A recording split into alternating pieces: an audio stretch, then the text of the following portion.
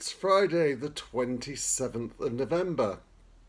And I don't know how you're all doing with your sleep, whether you wake up in the middle of the night, your brain going 10 to the dozen and need something to calm your brain down. Well, if you do, I would recommend putting on BBC Radio 4 Extra, and with any luck, there'll be John Moffat as Poirot or June Whitfield as Miss Marple, or if you're really lucky, there'll be Peter Cook and Marjorie Westbury as Paul Temple and his wife Steve, doing those marvellous murder mysteries written by Francis Durbridge.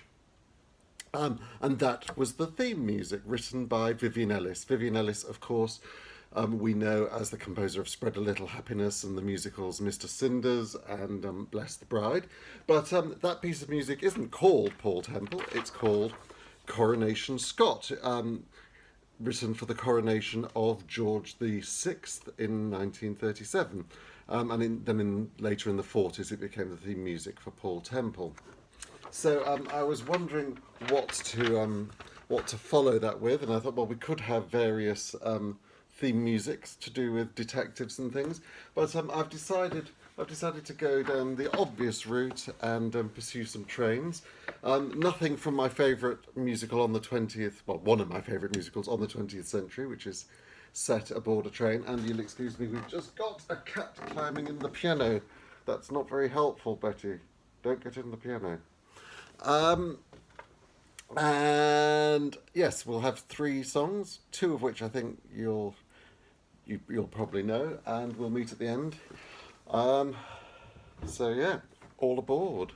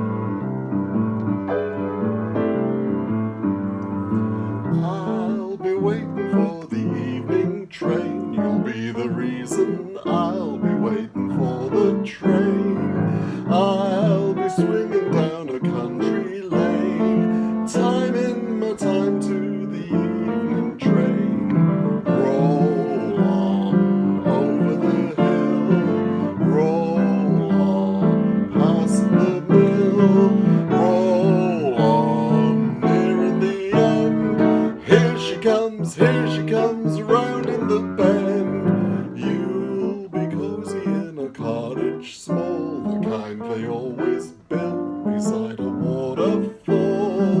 With your honey who will give her all, waiting in the sun or rain, waiting for the evening train.